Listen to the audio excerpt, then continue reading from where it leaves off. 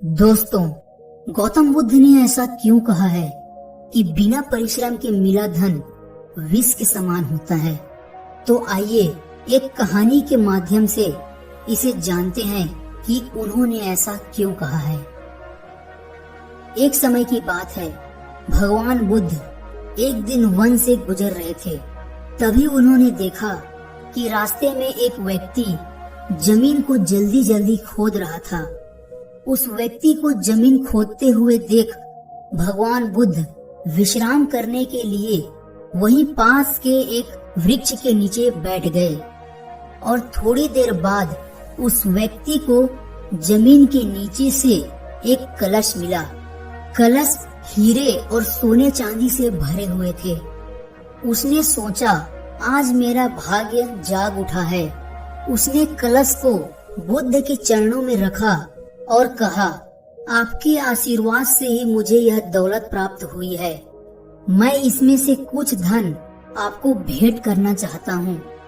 तो बुद्ध ने कहा, तुम्हारे लिए यह दौलत है, किंतु मेरी दृष्टि में यह विष के समान है, क्योंकि बिना परिश्रम के मिला हुआ धन विष के समान ही होता है।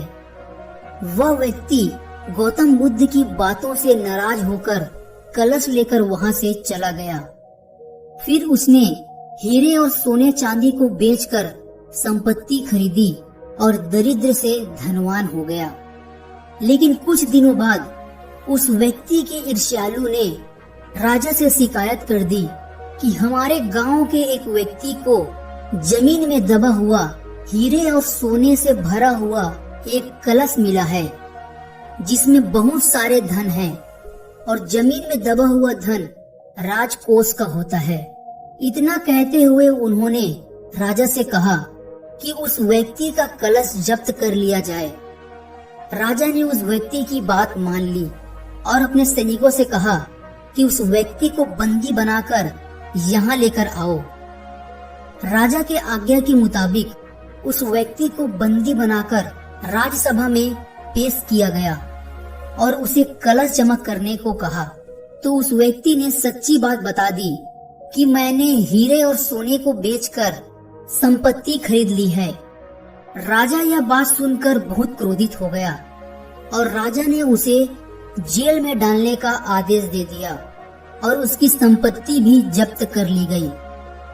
कुछ दिनों बाद राजा जेल के निरीक्षण के लिए गए और उस व्यक्ति से भी मिले जिसे कलश मिला था।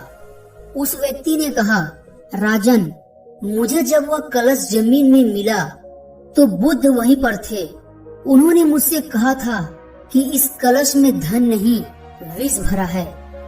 यह सुनकर मैंने उनका अपमान किया था और आज जेल में रहकर मुझे यह अनुभूति हो रही है कि उनकी बात बिल्कुल सच थी। बिना परिश्रम के मिला हुआ धन विष ही होता है। और उस व्यक्ति ने राजा से अनुरोध करते हुए कहा कि मैं एक बार गौतम बुद्ध के दर्शन कर उनसे क्षमा मांगना चाहता हूँ। राजा ने भगवान बुद्ध को ससम्मान पूर्वक राज्य में आमंत्रित किया और जेल से बाहर निकालकर उस व्यक्ति को बुद्ध के पास ले जाया गया। उस व्यक्ति ने बुद्ध के चरणों में बैठकर क्षमा मांगी और कहा, आपकी बात बिल्कुल सत्य थी। कलश में वास्तव में विष था जिसने मुझे जेल भिजवाया। और वह व्यक्ति पश्चाताप करने लगा कि अगर उस दिन मैंने आपकी बात मान ली होती तो आज मैं जेल में नहीं होता। भगवान बुद्ध उस व्यक्ति के पश्चाताप को देखकर राजा से कहते हैं कि महाराज, इसे छोड़ दो। बुद्ध के आदेश से राजा ने उसे जेल से रिहा कर दिया। रिहा होने के बाद उस व्यक्ति ने उसी दिन से परिश्रम से प्राप्त धन से जीवन यापन करने का शपथ लिया और अपने घर चला गया।